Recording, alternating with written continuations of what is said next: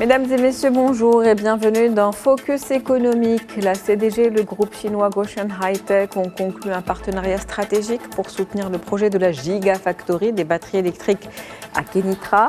Le projet prévoit la construction d'une plateforme intégrée pour la production de batteries lithium avec une capacité initiale de 20 gigawatts. Cette Gigafactory qui positionnera le secteur automobile marocain en phase avec les ambitions d'électrification du royaume. Elle est conçue comme un pilier de la stratégie industrielle marocaine. Pour rappel, les véhicules électriques chinois dominent le marché mondial avec 68% de la production totale en 2023. Cette année, plus de 10 milliards de dollars de projets d'investissement ont déjà été annoncés au Maroc par des fabricants chinois. Comment peut évoluer le partenariat Maroc-Chine dans le domaine de l'industrie automobile? Réponse ce soir avec vous, Monsieur Mohamed Ben Chokroun. Vous êtes professeur au Collège de Paris. C'est un plaisir de vous recevoir. Le plaisir est renouvelé. Merci encore une fois pour l'invitation. Alors, qu'est-ce qu'on peut dire aujourd'hui de cette relation et ce partenariat entre le Maroc et la Chine, un partenariat qui ne cesse de grandir au fil des années? À partir de 2016, lors de la visite historique de Sa Majesté le roi Mohamed VI en Chine, le Maroc est devenu un partenaire stratégique aux yeux du gouvernement de Pékin. Donc, il y a eu un coup d'accélération du partenariat et cela dans des domaines stratégiques. Après l'exemption des visas pour les touristes chinois, nous avons eu une hausse de 500% d'arrivée de nouveaux touristes. La Chine est devenue maintenant le troisième partenaire commercial. Et en 2022, le Maroc a enregistré un total de 56 millions de dollars d'investissements directs chinois au Maroc, et cela dans des domaines d'activité stratégiques comme le transport, l'industrie et autres. Donc c'est un partenariat prometteur, issu d'une complémentarité rare, et je pense que l'avenir est de bon augure pour les deux pays. Et justement, quand on parle de cet accord, quelle perspective offre-t-il aujourd'hui dans l'industrie automobile au Maroc notamment?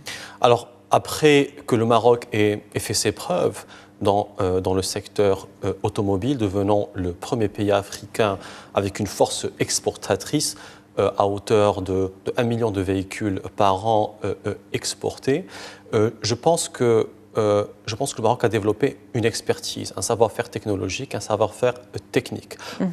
Au-delà en plus d'une vision royale dans les énergies renouvelables qui place maintenant le Maroc comme un hub d'attractivité des industries en mobilité verte. Et comme la Chine a investi, comme la Chine est devenue leader dans les voitures électriques, dans la fabrication des voitures électriques, comme vous l'avez cité maintenant précédemment, 60% des voitures électriques sont chinoises, et donc le Maroc est perçu aux yeux de la Chine comme un hub d'attractivité pour un maintien en compétitivité et aussi pour accéder de manière beaucoup plus forte au marché de proximité pour le Maroc, à savoir l'Union européenne, les États-Unis et l'Afrique. Et justement, puisque vous parlez d'accéder aux autres marchés, est-ce qu'on peut dire aujourd'hui que le Maroc est une alternative pour la Chine, qui assujettit à un certain nombre de taxes, notamment par l'Union européenne, mais également aux États-Unis? Avec cette réélection de Trump, on s'attend à ce qu'elle soit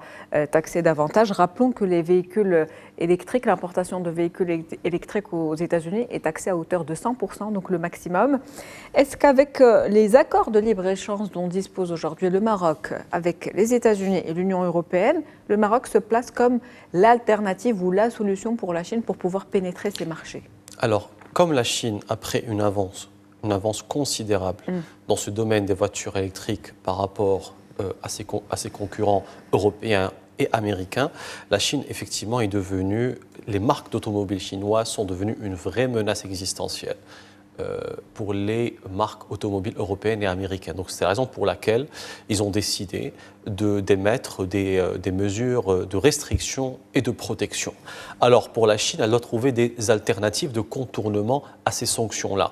Et comme le Maroc dispose d'avantages intéressants, le Maroc a une expertise dans le secteur automobile par rapport à sa main-d'œuvre et à ses ressources humaines, une proximité assez rare et exceptionnelle par rapport au marché européen, une infrastructure ferroviaire, routière et portuaire intéressante, une énergie qui est devenue une énergie avec un mix énergétique tant fossile que verte. Et donc cela est vu par la Chine comme un partenaire rare disposant d'un package d'avantages assez exceptionnel. Et donc c'est la raison pour laquelle plusieurs grands groupes industriels chinois ont signé des accords et ils sont en train d'explorer la possibilité d'implantation d'usines.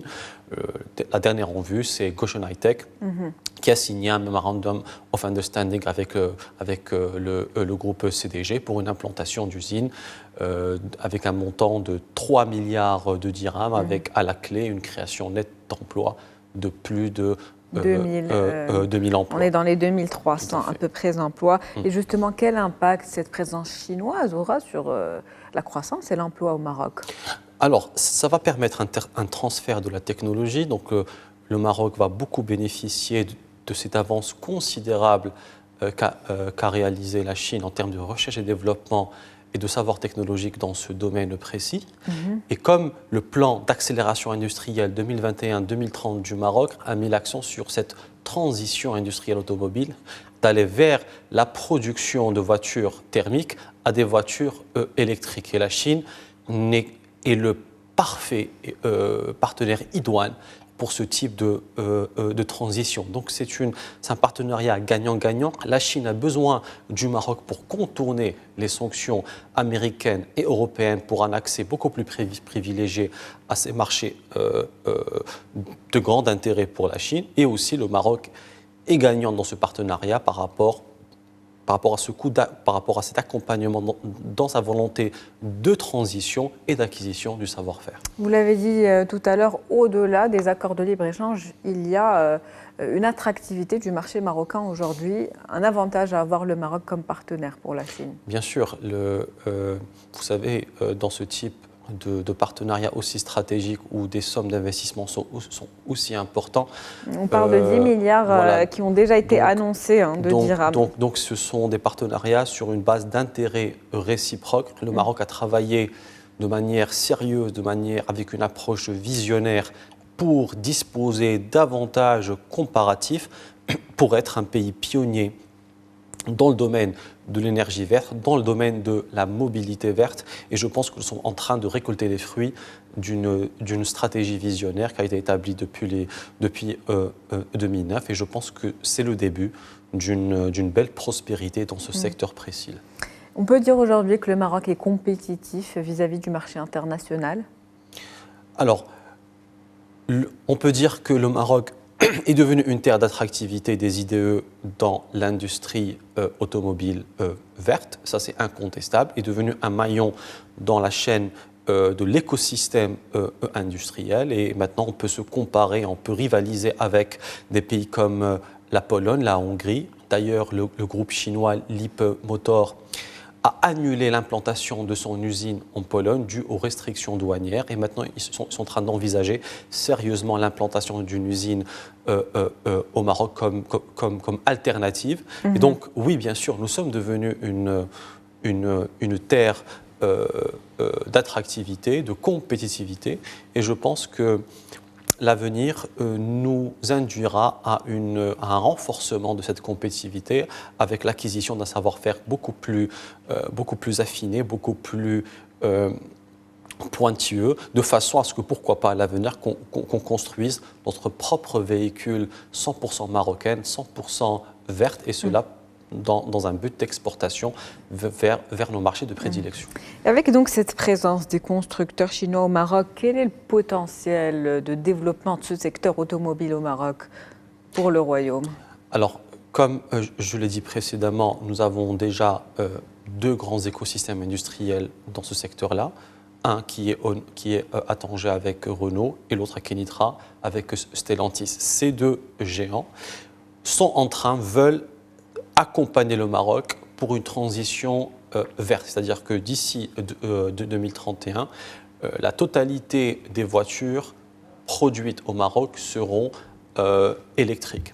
Et cela va créer une opportunité énorme pour le Maroc, car rappelons-le, le Parlement européen a voté une loi que d'ici 2035, toute voiture neuve ne peut être qu'électrique. Et donc, ça veut dire que cela serait un marché énorme. Et d'ici 2030, 50% des voitures totales vendues seront électriques. Donc, l'avenir... On parle des voitures neuves. Hein. Bien sûr, on parle des voitures neuves, mais je pense que c'est quelque chose qui nous induit à une conclusion qui est de dire c'est le secteur de demain. Le Maroc a anticipé cette tendance-là et je pense que oui, nous sommes devenus un des pivots dans cet écosystème industriel mondial. Un pivot donc dans cet écosystème industriel, vous l'avez dit, mondial. Peut-on qualifier aujourd'hui le Maroc de hub automobile au niveau continental? Bien sûr, nous sommes le premier pays africain en termes d'export de voitures. Donc nous sommes devenus un pays pivot. Maintenant, nous voulons être pivot, leader même dans la voiture électrique. Donc nous sommes dans un processus de transition par rapport aux écosystèmes déjà implantés et par rapport aux promesses d'investissement de grands groupes internationaux. Donc je pense que peu de pays africains sont dans cette perspective-là ou ont cette ambition-là. Donc incontestablement, notre position ne sera que renforcée sur le continent africain.